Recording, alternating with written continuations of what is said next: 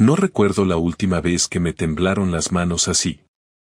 Era un jueves cualquiera, las 8 de la mañana, y yo salía de casa como siempre, con el café en una mano y las llaves del coche en la otra. Vivo en un barrio tranquilo en las afueras de Valencia, donde todo el mundo se saluda aunque no sepa tu nombre. El coche estaba aparcado justo frente a casa, como siempre. Lo raro fue que había algo en el parabrisas. Un papel, doblado en 4. Pensé que sería propaganda, pero no. ¿Sabes dónde va tu mujer los miércoles por la tarde? Pregunta por el quinto del edificio de la calle Benavides.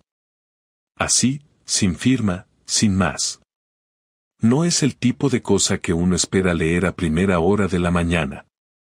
Me quedé un momento con el papel en la mano, parado, como si me acabaran de dar un bofetón. Podría haberlo tirado, fingir que no lo vi. Pero no lo hice. Porque sí, lo admito, algo dentro de mí ya venía sospechando desde hacía tiempo. Mi mujer, Laura, lleva yendo al yoga cada miércoles desde hace más de 6 meses. Sale a las 6, vuelve a las 8:30. Siempre con una sonrisa tranquila, siempre con ese olor a incienso barato que detesto. Yo nunca pregunté mucho, porque siempre he sido de los que cree que la confianza es lo más sagrado. Hasta ese día. Durante todo el camino al trabajo no dejé de mirar el papel, como si fuera a cambiar de forma. ¿Y si era una broma? ¿Un vecino aburrido? ¿Una venganza? Pero la frase era demasiado específica. Demasiado directa. Y lo peor, demasiado posible. No dije nada ese día. Ni el siguiente. Solo tomé nota mental del próximo miércoles. Y esperé. Llegó el miércoles y con él una mezcla de ansiedad y rabia que me tuvo todo el día revisando el reloj como si cada minuto me acercara a una verdad que no quería saber. A las 5:30 ya estaba listo. Me duché, me afeité, y me puse una chaqueta que no usaba desde hacía años. No sé por qué. Tal vez para sentirme un poco más firme, más preparado. Me subí al coche y conduje hasta la calle Benavides, una zona que conocía de pasada, cerca del centro, donde los edificios son viejos pero bien cuidados, con portales amplios y vecinos que siempre parecen saber demasiado de los demás. Aparqué una manzana más abajo para no llamar la atención y esperé. A las 6 en punto, como un reloj, Laura salió de casa con su mochila azul, la que supuestamente llevaba al yoga. Caminó con ese paso seguro que siempre ha tenido, ni apurada ni relajada, como si tuviera todo bajo control. La seguí desde lejos, evitando que me viera. A esas horas las calles estaban llenas de gente saliendo del trabajo, así que pasar desapercibido fue fácil. Giró en una esquina, cruzó un paso de cebra y entró en el portal del edificio número 42 de la calle Benavides. Ni miró hacia atrás. Me acerqué minutos después. No quise entrar al instante. Esperé a que alguien saliera para colarme sin tener que tocar el timbre. Un repartidor con una caja de Amazon me sostuvo la puerta sin preguntar. Subí las escaleras despacio, con el corazón golpeándome el pecho como si me estuviera preparando para una pelea. El papel decía 5A. Subí hasta el 5.º piso y me quedé frente a la puerta. Silencio. Ningún ruido. Ningún indicio. No sabía qué esperaba encontrar. Quizá voces, música, algo que delatara lo que ocurría dentro. Pero no se oía nada.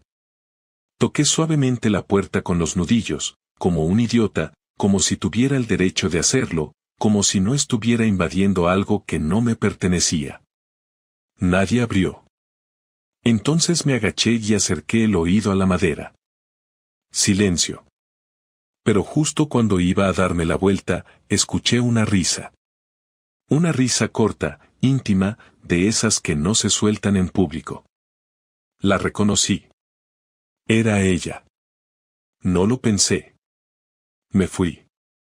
Bajé las escaleras a toda prisa y salí del edificio sin mirar atrás. Necesitaba aire, aunque no encontré alivio. Caminé sin rumbo durante 1 hora. Sentía un calor en el pecho que no se me iba, una presión que no sabía si era enojo o vergüenza. Estaba claro. No estaba en yoga. Estaba en ese piso con alguien. No lo vi. No lo escuché. Pero lo supe. ¿Cómo se saben esas cosas que no necesitan explicaciones? Volví al coche y me senté en silencio. No sabía si volver a casa o quedarme ahí esperando que saliera. Me quedé. Quería ver con mis propios ojos quién salía con ella, cómo salía, si había un beso, una caricia, algo que me diera el golpe final. Pasaron más de 2 horas. A las 8:22 apareció. Salió sola, sin prisa, con el mismo rostro tranquilo que había visto tantas veces. Cruzó la calle, sacó el móvil y escribió algo. Se quedó parada unos segundos, mirando hacia el edificio como si esperara una señal. Luego giró y se fue. Volví a seguirla. Esta vez más cerca. Cuando llegó a casa, entró como si nada. Yo aparqué 2 calles más allá, esperé 10 minutos y caminé de regreso. Al entrar, estaba en la cocina, preparando una infusión. Me saludó con un hola, cariño como si hubiese venido de una clase de estiramientos y respiraciones. La miré durante unos segundos y respondí con un gesto. No tenía fuerzas para hablar. Me metí en la ducha y dejé que el agua me cayera encima. Ni siquiera me importó si estaba caliente o fría.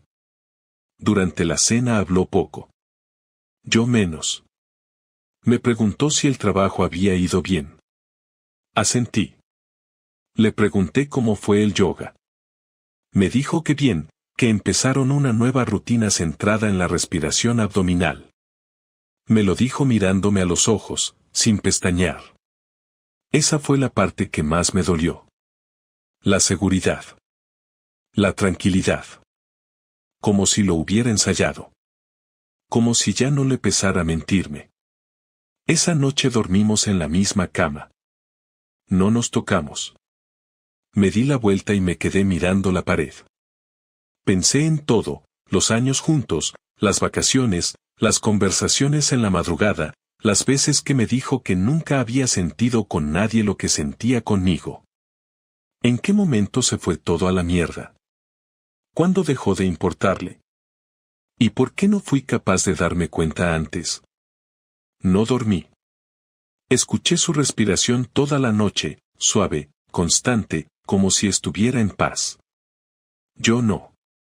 No sabía qué iba a hacer, pero una cosa estaba clara, ya no era un presentimiento.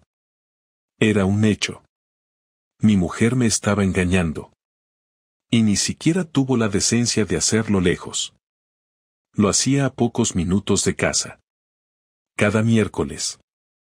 Siempre a la misma hora. A la mañana siguiente, mientras desayunaba, me miró con una sonrisa leve y dijo, ¿te pasa algo? No respondí. Solo pensé, todavía no, Laura. Pero pronto. La tensión se me metió en el cuerpo como una fiebre que no me dejaba pensar con claridad. No dormí bien en varios días. Cada vez que Laura se metía en la ducha, cada vez que recibía un mensaje, cada vez que decía que iba a yoga, yo la miraba sin decir nada, como si fuera un espectador de mi propia casa. Había decidido no actuar sin pruebas, pero no porque me pareciera necesario, sino porque quería que ella me lo dijera con la cara. No quería su teléfono, no quería espiar conversaciones ni revisar bolsos, quería que me mirara a los ojos y dijera la verdad. Pero no lo hacía. Seguía igual, con la rutina perfecta, con sus frases ensayadas, sus gestos exactos, como si yo siguiera siendo el mismo tonto de siempre. Y lo peor es que si no hubiese encontrado esa nota, lo seguiría siendo. Esperé al siguiente miércoles. Cuando salió de casa a las 6:45 con su mochila azul, yo ya estaba preparado. No la seguí esta vez. Me fui directo al edificio de la calle Benavides. Entré sin problemas, igual que la otra vez, y subí al quinto. Esperé a que saliera. A las 8:30 exactas, se abrió la puerta y salió. Lo que pasó fue tan simple y tan contundente que no hizo falta nada más. Ella salió, y a los pocos segundos salió él. Un tipo de unos 40 y tantos, camiseta negra, barba recortada, expresión relajada, ni siquiera se preocupó en disimular. Le dijo algo en voz baja, ella sonrió, se besaron rápido, y luego se separaron. Cada uno caminó en dirección opuesta. Me quedé en el rellano, apoyado en la pared, conteniéndome. No por tristeza. Por rabia. Por la humillación. Volví a casa. Ella llegó 20 minutos después. Entró y se sacó la chaqueta. Se notaba tranquila, como siempre. Me miró y me dijo: ¿Qué vas a cenar? La miré sin responder durante unos segundos. Estaba de pie en medio del salón. No sabía si decirlo ahí, en frío, o esperar. Pero se me salió solo. ¿Quién es el del quinto A? El cambio en su cara fue inmediato. No preguntó de qué hablaba. No fingió confusión. Simplemente bajó la mirada y se quedó callada. Después de unos segundos levantó la vista y dijo: No sé de qué hablas. Laura, te vi. No me lo contaron, no lo sospecho, no me lo imagino. Te vi salir del piso con él. Vi cómo te despediste. Te vi a ti, vi a él. No me mientas, no lo niegues, no trates de inventar nada. Ella se sentó en el sofá. No se defendió. No gritó. No lloró. Solo se quedó ahí, con una expresión que no había visto nunca. Fría. Distante. Está bien, dijo. ¿Y ahora qué? Me quedé de pie. No entendía esa reacción. Ni una disculpa. Ni un intento de explicación. Nada. ¿Eso es todo lo que tienes que decir? ¿Qué quieres que diga? No sé, tal vez que lo sientes, que fue un error, que fue una estupidez, o al menos que me respetas lo suficiente como para reconocerlo. No lo siento, dijo, cruzando los brazos. No fue un error. Y no tengo nada más que decir. ¿Desde cuándo? Unos meses. ¿Por qué? Porque contigo es como vivir con una sombra. Todo es mecánico, todo es siempre igual. No haces nada distinto, no dices nada nuevo. Me siento sola incluso cuando estás a 1 metro de mí. ¿Y esa es tu solución? ¿Follar con otro? No me hables así. No, dime, ¿cuántas veces lo hiciste? ¿Solo los miércoles o también los viernes? ¿Lo llevaste a nuestra cama también o solo te parece que soy tan imbécil que ni siquiera hacía falta disimular? Se levantó y me miró fijamente. Ya no tenía expresión. Solo estaba agotada, como si esa discusión la aburriera. No te lo voy a contar todo. No tienes derecho a saberlo todo. No quiero discutir contigo cada detalle. No es una película, Iván. Es nuestro matrimonio. Exacto, y hace años que está muerto. ¿Y no pensaste en decirme algo? ¿Y qué ibas a hacer? ¿Cambiar? ¿Volverte otra persona? Ya no te amo. Ya no me importas. Esa última frase fue un golpe seco, directo. Me dejó sin palabras. Me quedé quieto, tragando saliva, sintiendo que algo dentro se rompía, no por el engaño, sino por la forma en que lo decía. Con la frialdad de quien ya decidió todo mucho antes. Ella fue a la habitación, agarró el pijama y se metió al baño. Yo me quedé sentado en el sofá, mirando la mesa, sintiendo el aire denso, pesado, como si el salón se hubiera convertido en una celda. Cuando salió, pasó frente a mí sin mirarme. No tengo intención de dejar la casa. Si tú quieres irte, hazlo. pero no me voy a mover. No respondí. Subí las escaleras, entré en la habitación, abrí el armario, y saqué una maleta. No tenía un plan, pero sabía que esa noche no iba a dormir bajo el mismo techo. No por orgullo, ni por dignidad. Solo porque no podía soportar estar un segundo más respirando el mismo aire que ella. Cuando bajé con la maleta en la mano, ella estaba sentada viendo la televisión como si nada hubiera pasado. Me miró de reojo, no dijo nada. Cerré la puerta sin mirar atrás. No fui a ningún hotel. No me encerré a llorar. No llamé a nadie. Me fui directo a casa de mi primo Dani, que vive en un piso compartido y que, por suerte, tenía una habitación libre porque su compañero se había mudado hace poco. Me recibió sin preguntas, solo me vio la cara, asintió y me pasó una cerveza. Pasé esa primera noche con el cuerpo rígido, los dientes apretados, el estómago revuelto. No tenía ganas de hablar con nadie. Al día siguiente, en vez de ir al trabajo, pedí un par de días libres por asuntos personales. Les dije que era algo familiar. No era mentira, pero tampoco me interesaba dar explicaciones. Con la cabeza más fría, empecé a pensar. No en cómo recuperarla ni en cómo arreglar lo que estaba roto. No había nada que reparar. Pensé en cómo hacerle pagar. No con gritos, no con escándalos, no con violencia. Con precisión. Con hechos. Con algo que no pudiera ignorar. Sabía perfectamente lo que tenía que hacer. Primero, proteger lo mío. Luego, desmantelar lo suyo. Esa misma mañana llamé a una abogada que me había recomendado un compañero de trabajo cuando él pasó por su divorcio. Me dijo que podíamos vernos esa misma tarde. Llevé todos los papeles que tenía, escrituras, cuentas conjuntas, seguros, y le conté todo, sin adornos.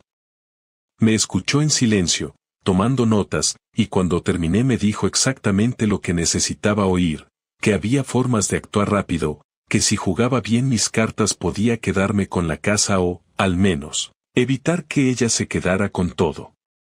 Me dio una lista de cosas que tenía que conseguir antes de mover ficha, pruebas de la infidelidad, movimientos de cuentas, documentación financiera. Lo básico para iniciar un proceso de separación ventajoso. A los 2 días volví a la casa mientras ella estaba en el trabajo. Tenía mis llaves y sabía que no habría nadie.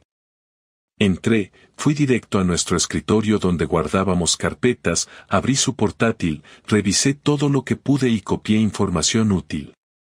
Fotos de viajes recientes, mensajes abiertos con nombres que ya no sonaban como amistades, correos con reservas de cenas en lugares que ella decía que no conocía. También descargué su historial bancario, sus últimos movimientos, extractos de tarjetas, comprobantes de transferencias. No quería encontrar nada romántico. No me interesaba lo emocional. Solo lo legal, lo útil. En menos de 1 hora tenía todo en una memoria USB. Antes de irme, pasé por la habitación. Abrí su cajón de ropa interior y saqué algunas prendas que sabía que usaba solo en ocasiones especiales. Las metí en una bolsa y me las llevé. No por rencor, sino por lo que venía después. Sabía que su amante no vivía solo. Unos días antes lo había averiguado por una búsqueda rápida en redes sociales. Descubrí que compartía piso con otro tipo, un fotógrafo con perfil público, muchas publicaciones y una afición por mostrar cada rincón del piso. En una de las fotos recientes aparecía el salón, y detrás se veía un perchero con una chaqueta igual a la que había visto en el rellano cuando los vi salir del quinto A. Lo confirmé. Era su casa. Esperé al sábado. Sabía que Laura salía por las mañanas a comprar o a tomarse algo con alguna de sus amigas. Fui al edificio de su amante justo después de las 11. No entré. Solo metí la bolsa en el buzón comunitario, con una nota que decía, para que compartáis todo de verdad. Adentro, además de la ropa, dejé una copia impresa de uno de los correos donde ella confirmaba su asistencia a una cena con él en un restaurante caro, usando una tarjeta conjunta. No firmé nada. No dejé huellas. Solo quise sembrar la incomodidad, el conflicto, el nerviosismo. Esa misma noche, publiqué una historia en mi cuenta de Instagram, que apenas usaba, con una foto antigua nuestra, recortada, solo yo mirando a cámara. El texto decía: a veces hace falta perder para saber quién merece ganar contigo. No lo hice para llamar la atención. Lo hice para que ella lo viera, porque sé que, aunque nunca lo admita, me sigue mirando. Y lo hizo. Lo vi entre las visualizaciones. Al día siguiente me llamó. No contesté.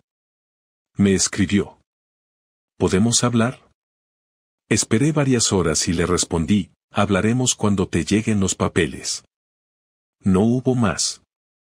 Yo ya había dado el paso. No había vuelta atrás. Un par de días después, la abogada le envió la notificación de inicio del proceso de divorcio. Me escribió de nuevo, más largo esta vez. Un párrafo entero sobre lo arrepentida que estaba, sobre cómo las cosas se descontrolaron, sobre que no quería perderlo todo. No le contesté. Mi último movimiento fue ir al trabajo de ella, no para armar un escándalo, sino para pedirle formalmente al jefe de su empresa, que también conocía porque habíamos coincidido en eventos, que retirara mi nombre de cualquier documentación relacionada con la cuenta bancaria corporativa en la que ella me había incluido como contacto por temas fiscales. Cuando me vio, fingió sorpresa. Le dejé claro que no era un tema personal con la empresa, sino una decisión necesaria. No preguntó más.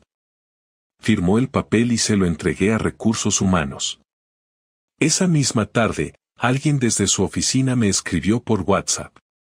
No era Laura. Era una compañera que me conocía. Solo decía: la has dejado en shock. Me dio igual. No buscaba su dolor. Buscaba cerrar todo sin dejar flecos.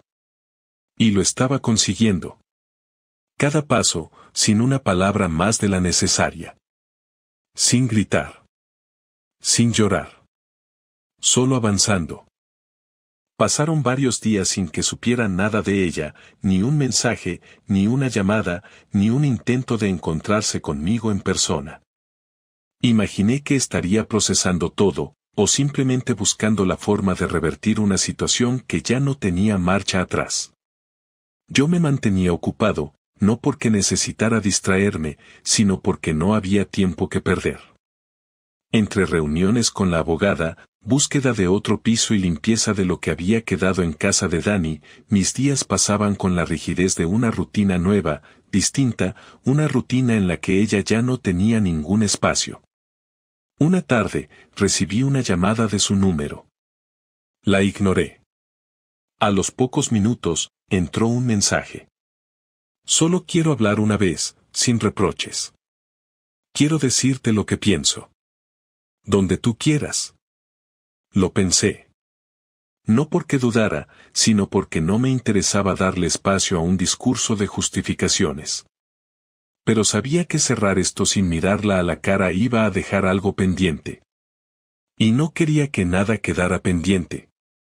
Así que le propuse vernos en un bar tranquilo, al que solíamos ir años atrás, uno donde nadie nos conociera ahora. Acordamos el viernes, a las 7. Ella llegó puntual. Iba vestida con ropa normal, sin maquillaje exagerado, sin esa pose de seguridad que había adoptado los últimos meses. Parecía más una persona común que la mujer que había aprendido a ocultar todo con una sonrisa. Me saludó con un simple hola y se sentó frente a mí. No hubo abrazos, ni intentos de suavizar nada. Solo dos personas compartiendo una mesa, como si hubieran sido extraños durante mucho tiempo. Pedimos 2 cafés. Ella empezó. No te llamé para justificar nada. Solo quiero que entiendas cómo llegué hasta aquí. La dejé hablar, sin interrumpirla, sin mostrar reacción. Me había prometido no entrar en discusiones. Sé que lo hice mal. Sé que mentí. Que fui cobarde. Pero también sé que las cosas entre nosotros estaban rotas desde mucho antes. No lo digo para culparte, lo digo porque lo sé. Porque tú también lo sabías. Pero nunca lo hablábamos. Solo vivíamos. Pasaban los días, los meses, y seguíamos haciendo lo mismo sin decir lo que pensábamos, sin mirarnos realmente.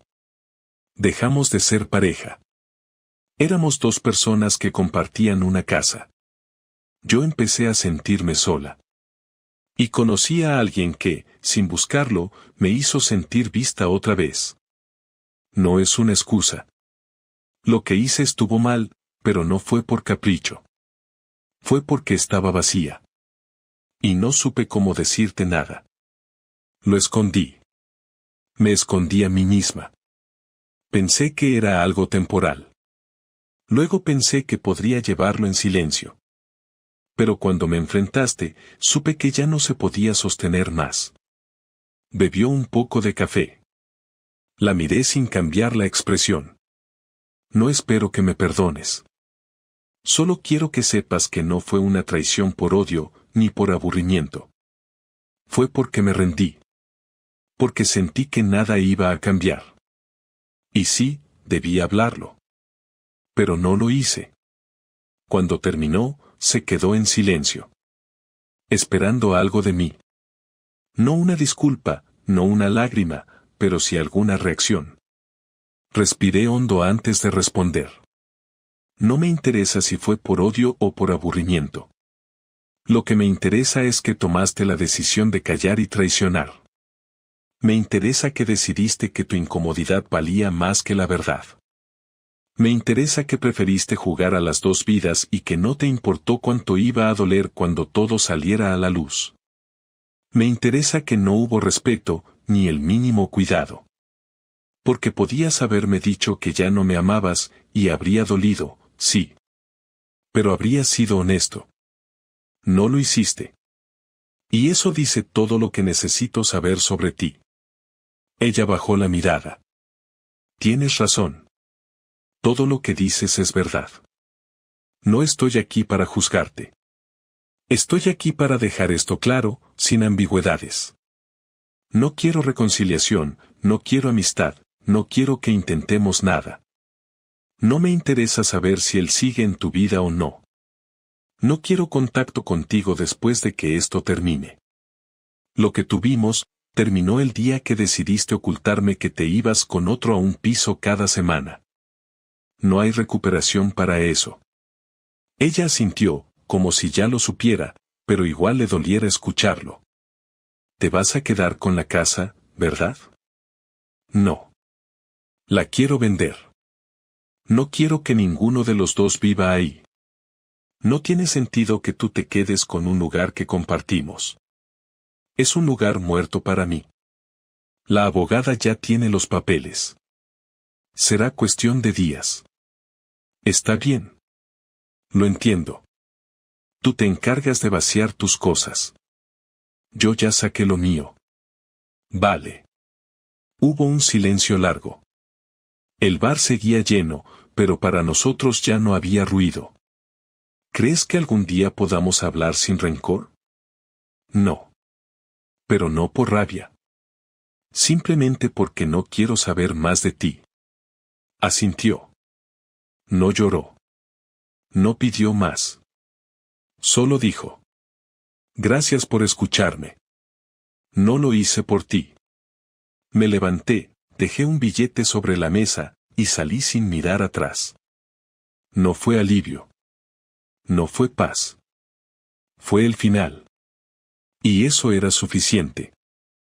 Volver a estar solo no fue algo que se sintiera como una libertad inmediata ni como una liberación emocional, tampoco me invadió ningún sentimiento de alivio al cruzar la puerta de mi nuevo piso, apenas un apartamento de alquiler que encontré rápido y que me pareció suficiente para empezar de cero, ni grande ni bonito, pero estaba limpio y tenía silencio, y eso era todo lo que necesitaba. No quería adornos, no quería compañía, no quería preguntas, solo necesitaba días que no incluyeran la presencia de Laura ni los rastros de su voz en las paredes, y por primera vez en semanas, dormí sin sobresaltos, sin tener que fingir nada, sin esperar explicaciones ni preparar respuestas.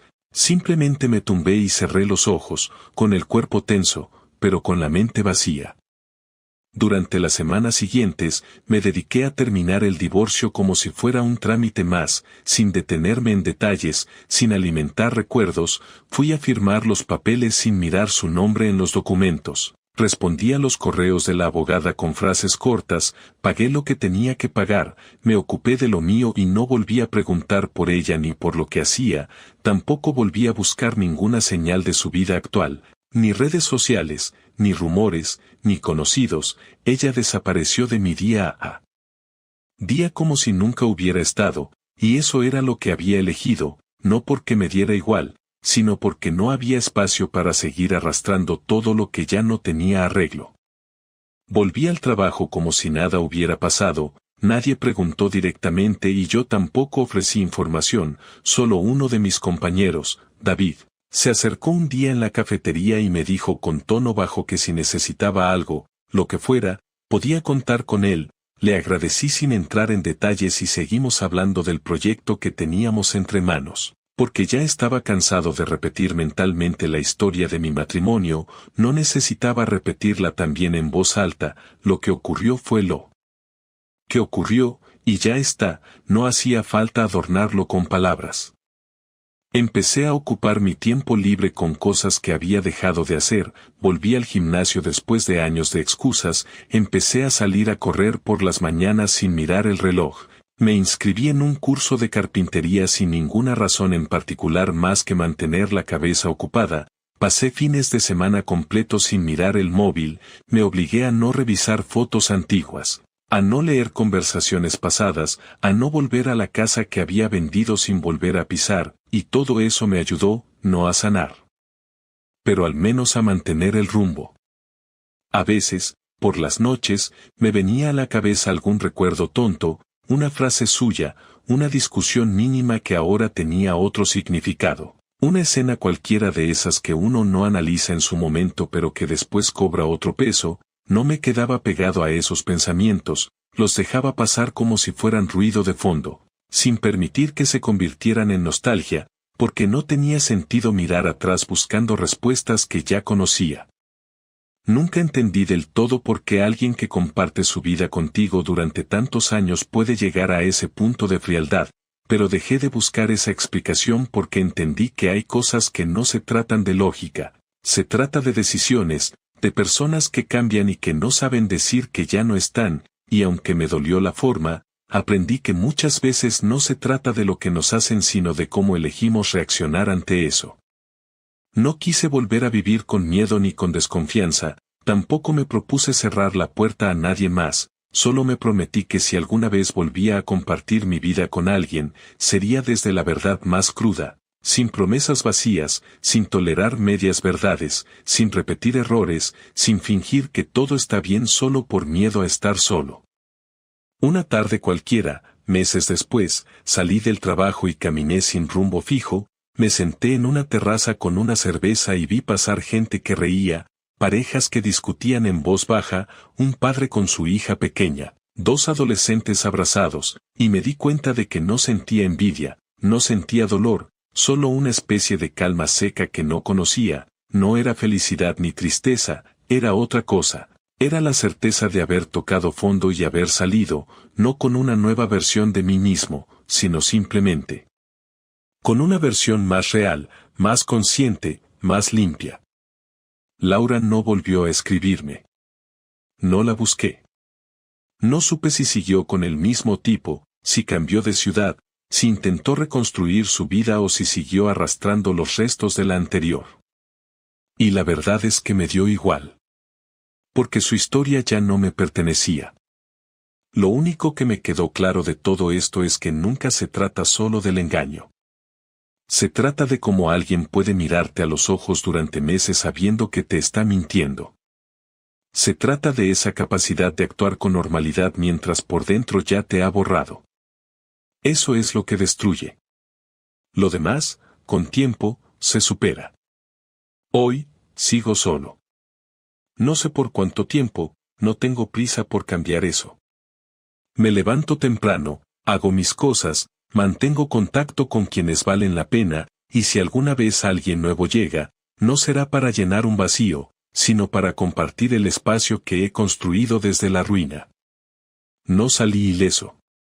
Pero salí completo. Y eso, a estas alturas, ya es suficiente.